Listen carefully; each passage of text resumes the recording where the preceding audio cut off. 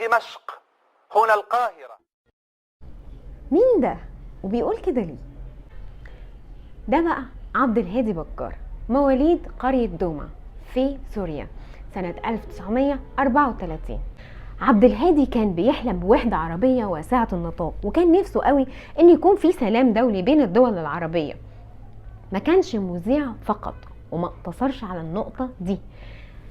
عبد الهادي كان كاتب عظيم جدا، ومن اشهر كتبه كان المأزق وكتابه عن مصر، لانه كان بيعشق مصر جدا، والعرب الاخرون. وكانت مجمل كتاباته كانت بتتكلم على ازاي العرب يتحدوا مع بعض. طب ما انت بتتكلمي على ان هو مذيع سوري وبيشتغل في الاذاعه السوريه، وكل حلمه وطموح حياته انه يكون في وحده عربيه، ايه اللي خلاه يقول من دمشق هنا القاهره؟ ايه اللي جاب القلعه جنب البحر؟ يوم 2 نوفمبر بقى سنه 1956 وقت العدوان الثلاثي على مصر، فاكرينه؟ قرر الرئيس جمال عبد الناصر بعد خطبه الجمعه ان هو يقول كلمه للشعب من جامع الازهر.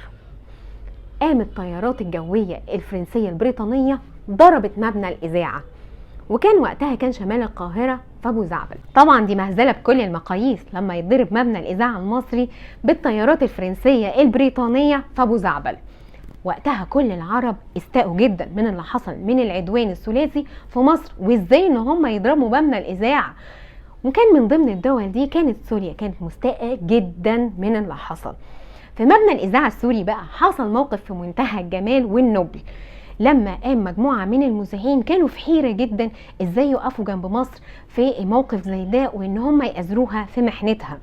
عبد الهادي بكار كان معروف عنه ان هو ما بيخافش حد، وكان قلبه جامد وجريء جدا.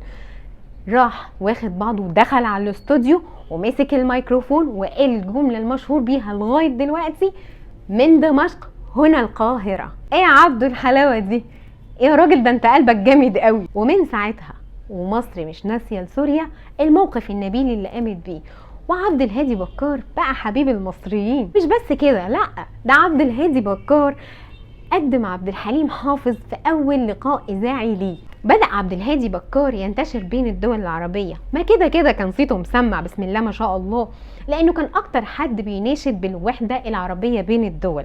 اشتغل فترة من الزمن في السفارة التونسية كمذيع، وبعدين راح مسافر على الامارات العربية المتحدة، ومن الامارات اخذ الجنسية الاماراتية وراح مسافر على مصر، لانه كان بيحب مصر ومصر كانت بتعشقه.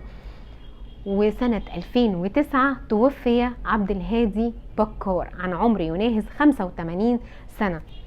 ودي قصة عبد الهادي بكار واللي عمله سنة 1956 مع مصر وقت العدوان الثلاثي.